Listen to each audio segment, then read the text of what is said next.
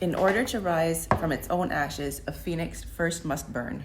Earth seed, the books of the living. Saturday, July 31st, 2027, morning. Last night when I escaped from the neighborhood, it was burning. The houses, the trees, the people, burning. Smoke awoke me, and I shouted down the hall to Corey and the boys. I grabbed my clothes and emergency pack and followed Corey as she herded the boys out. The bell never rang. Our watchers must have been killed before they could reach it. Everything was chaos. People running, screaming, shooting. The gate had been destroyed. Our attackers had driven an ancient truck through it. They must have stolen a truck just to crash it through the gate. I think they must have been pyro addicts. Bald people with painted heads, faces, and hands. Red faces, blue faces, green faces, screaming mouths, avid, crazy eyes, glittering in the firelight. They shot us and shot us and shot us. I saw Natalie Moss running, screaming, then pitching backward, her face half gone, her body still impelled forward. She fell flat on her back and did not move again. I fell with her, caught up in her death. I lay there dazed, struggling to move, to get up. Corey and the boys, running ahead of me, never noticed. They ran on. I got up, felt for my pack, found it, and ran. I tried not to see what was happening around me. Hearing the gunfire and the screams didn't stop me. A dead body, Edwin Dunn, didn't stop me. I bent, snatched up his gun, and kept running. Someone screamed near me, then tackled me, pulled me down. I fired the gun in reflexive terror and took the terrible impact to my own stomach. A green face hung above mine, mouth open, eyes wide, not yet feeling all his pain.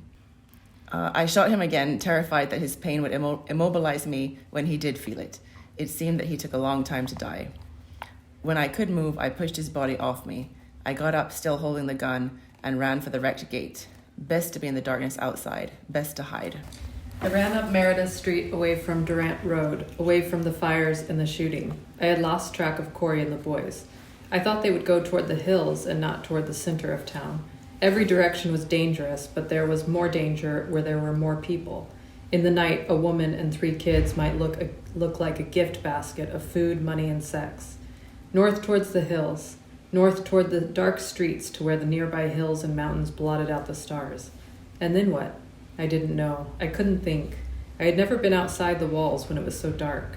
My only hope of staying alive was to listen, hear any movement before it got too close to me, see what I could by starlight, be as quiet as I could.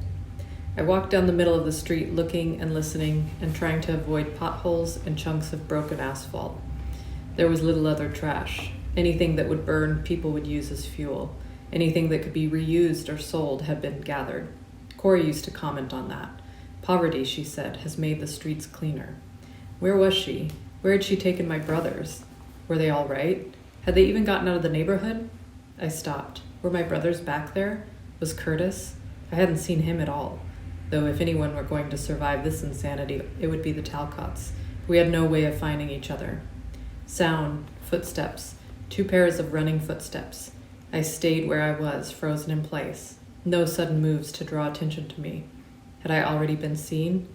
Could I be seen, a figure of darker darkness in an otherwise empty street? The sound was behind me. I listened and knew that it was off to one side, approaching, passing.